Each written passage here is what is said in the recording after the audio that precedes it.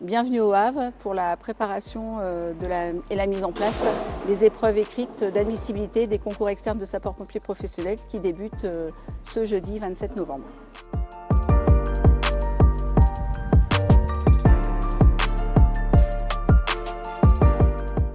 Donc Nathalie Saillot, je suis chef du service concours événements sportifs et partenariats extérieurs au sein du service départemental d'incendie et de secours de la Seine-Maritime et je suis chargée entre autres de l'organisation des concours externes de caporal de sapeurs-pompiers professionnels au titre de l'année 2025.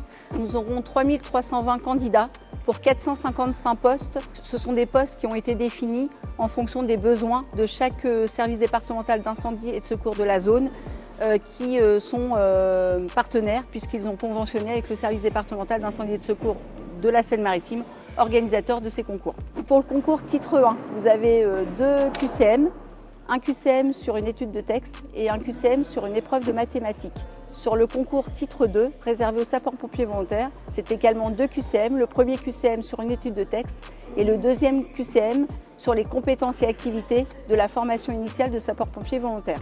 Pour les autres épreuves, donc en janvier, vous aurez les épreuves physiques comprenant une épreuve de natation, un parcours professionnel adapté et une épreuve de lutte léger.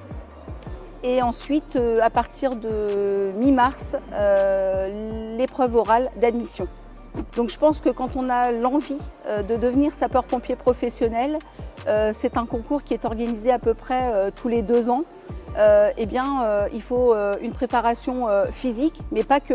En fait, il y a toutes les bases de français, de mathématiques, revoir pour ceux qui sont sapeurs-pompiers volontaires toute la FI, formation initiale de sapeurs-pompiers volontaires, pour pouvoir réussir au maximum. Et pour le sport, effectivement, une préparation sur une plus longue durée est nécessaire.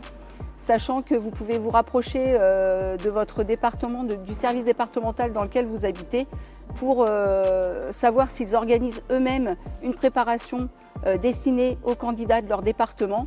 Mais il y a aussi des organismes privés qui préparent au concours.